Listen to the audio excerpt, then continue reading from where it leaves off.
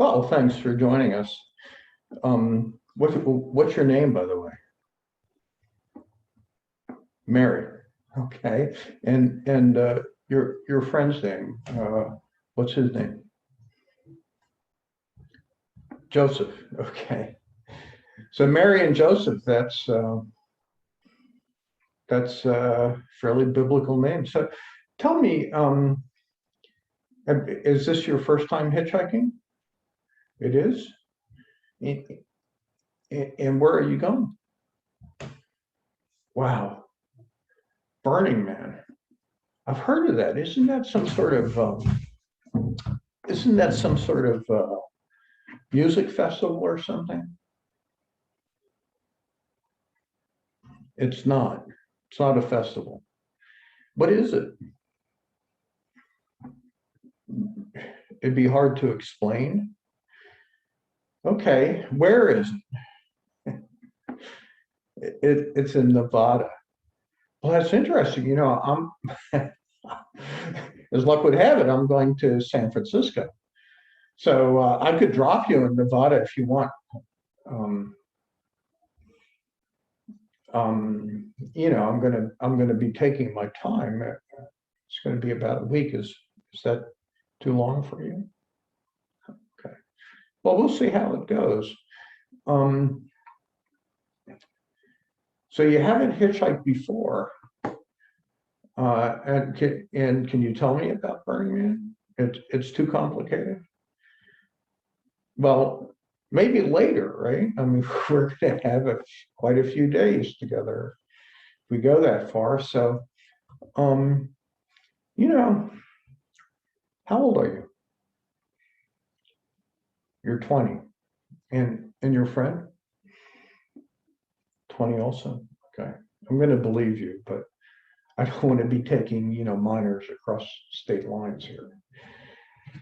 I did a lot of hitchhiking when I was young. It was common there then. It was pretty cool. I started when I was 18, mostly local stuff. And then when I was 19, my friend Doug and I decided we'd hitchhike from the East Coast to the West Coast and back again. And we went to Sandy Hook in New Jersey. We got this 1 ounce bottle and we filled it up with Atlantic Ocean water. And then we drove, we hitchhiked all the way out to San Francisco and we put it in the Pacific Ocean. And then we refilled that bottle and we hitchhiked all the way back to the Atlantic, and we poured it in the Atlantic Ocean so the two oceans wouldn't get out of whack. And that's it, right? We're guys, we need to be goal oriented, and that's what we did. And I cannot remember a single ride from that. It was exhausting, but we did it. We did it.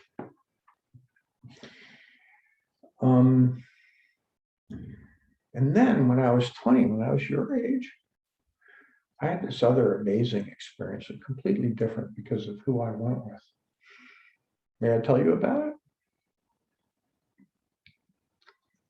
Thanks. I know old people like to tell stories, and sometimes it can get annoying. But you're going to get to tell your stories, and I'm going to insist you tell me about Burning Man because it sounds intriguing. Anyway, so when I was 20, it was in August, just about this time of year, about the same time, I met this girl and she invited me to her house for dinner, and she's quite nice and pretty, and she made dinner for me. She's very kind. And afterwards, she asked me to spend the night with her.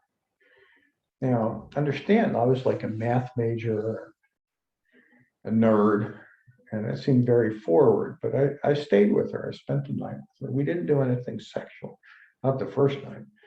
And we just stayed up all night and we talked, and it was wonderful. It really was. And then we spent every moment together for 4 days in a row. Neither of us had a job. We didn't have to do anything before September, after Labor Day, when school started again. We had an entire month. And on the fourth day, Deborah says to me, she asks, she goes, what do you want to do? And I think she was asking, like, you want to go to the movies or something? And I said, how about we hitchhike to the West Coast? And she goes, okay. So the next day we were on the road, we had our thumbs out. We had amazing rides. This time was totally different because of her, the way she, the way, I should pay attention to the road here, but the way she talked to people is just wonderful. How so? Well, she would ask them these questions and she was so curious about them. She would extract from them their like whole life story. And then at the end, people would tell her these amazing stories. And then at the end, she'd always say, like, so what's the lesson? What's the lesson in this story? And often, more often than not, people have been telling the same stories, but it wasn't until she asked that they realized there was a lesson. It was as if somebody's trying to teach them something. And she would get them to see it. And that would change the nature of the story once there was a lesson in it. An example? Okay. Give me a moment. Okay. I have a good one. This was pretty amazing. It was like about 4 or 5 days out. We're coming out of Minneapolis, and we get this ride with this old guy. He's about my age, it's about he's in his 60s, and he's given us a ride up to South Dakota, right? And so he tells us the story about what it was like for him when he was our age, right? So when he was in his 20s, it was during Prohibition, when alcohol was illegal, and he was a bootlegger. And his job was to, he was sort of like a minor drug dealer, right? He would take alcohol from the still and deliver it to customers. And he was constantly being chased by the police and getting in trouble, spending time in jail, paying fines. All it was a lot of work, and it didn't make a lot of money, but it was exhausting, and that's what he did. And then when FDR was elected president, when he was elected president, he, sorry, I apologize. I was a dirty old man when I was young. I had to, it's beautiful, road. I had to check her out anyway. So, so when FDR was elected president, he, and the very first thing that he did was he made alcohol legal. He ended Prohibition. So this guy, I think his name was Frank, he's out of a job. And so what does he do? He gets himself a job as a drill press operator in a factory. What's a drill press operator? So you have a drill it's mounted vertically, and you have this arm you pull down, and it pushes the drill into like whatever you're drilling, metal or wood or whatever, and it drills holes. And you use it in a factory. And this guy Frank, he's working there for years. He's like 2, 3, 4 years. He's working there, and the whole time he's thinking about how he could improve this drill. And after like years, he finally goes to the owner of the company and he says, "May I ask a question?" And the owner says, "You don't need permission to ask a question. Just ask the question." And so Frank says, "May I suggest an improvement?" And the owner says, "You don't need permission to ask to make a suggestion. Just make the suggestion." So he says, "I have these ideas, and I wonder if you think they'll work." The owner goes, "How would I know? Let's try it." And so the owner and Frank, they go to the drill press and they try these things, and some of his ideas work, some don't, but he makes the drill press better, more efficient, more accurate, or whatever. And then Frank starts going back to work, and the owner says, "What are you doing?" And Frank says, I'm going back to work. And the owner says, I can put any idiot on these machines. I'm going to put you on all the other machines and you figure out how to make them better. And so he does for a couple of years. He goes around to each of these machines and he makes each one of them better. And he says, that's what I discovered, that it's in my nature. I'm an inventor. I always want to make things better. And that's what I think about. And he said, and so he had this like briefcase. It had all his patents and inventions and all these things. He spent hours explaining each one of them. And Deborah was so interested, And so, and the thing we did see was, because people want, when they pick you up on hitchhiking, they want you to be more interesting than the radio, right? That's a contract. And yet we were young and we didn't have many stories. We were mostly picked up by old people. So what we would do is like, we'd really pay attention to other people's stories. And then when they would ask us to tell a story, we'd tell a story from somebody before, right? So anyway, so he's telling us all these stories. He invented a way of taking razor blades, right? People were making stainless steel razor blades so they wouldn't rust.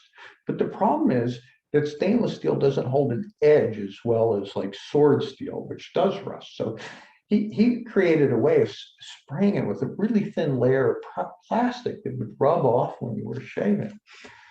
And there's another one I remember. It's like how to use silk screen technology to paste, to put daubs of what's it, watercolor paint into books, paint by number books for children. Anyway, so it was amazing. And then eventually Deborah asked the question she always asks, which is, so what's the lesson? What did you learn?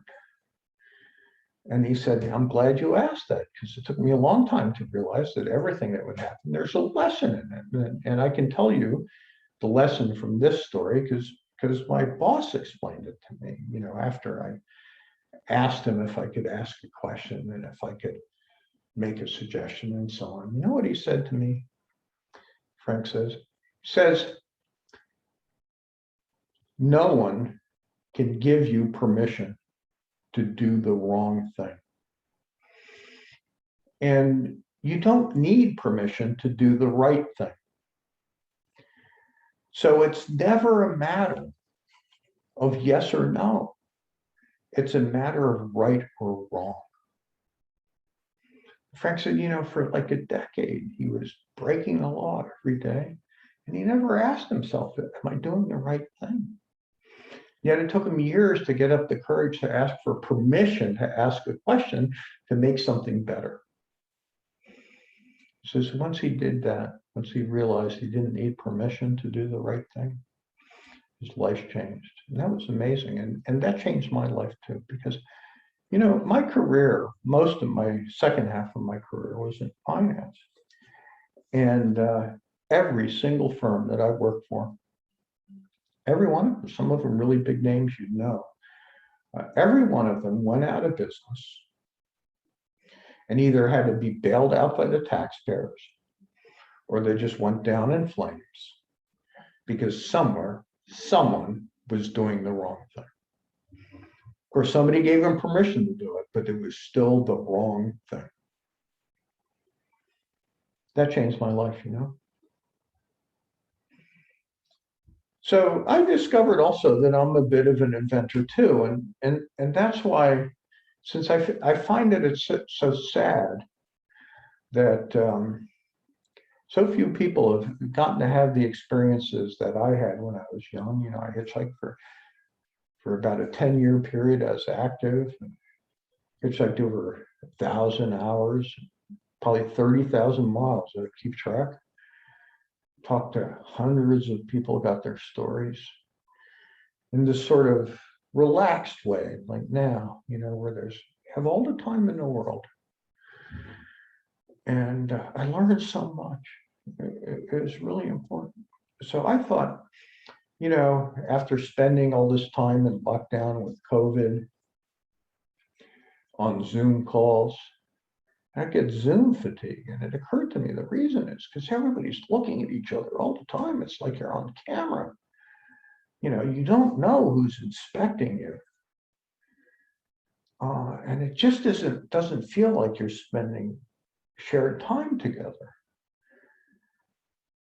So I thought maybe it'd be possible to create a different way of using Zoom, right? Where you just take a recording of driving along and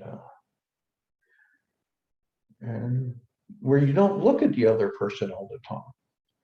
You know, and the other person could fall asleep, for example, and then wake up and you wouldn't even notice it, just like on a real road trip, right? So would you consider that? And one of the things, you know, and when you go on a Zoom road trip with somebody, you think about that. Like, just let them tell their story, like you've let me tell the story. And when they're done, just like ask them, you know,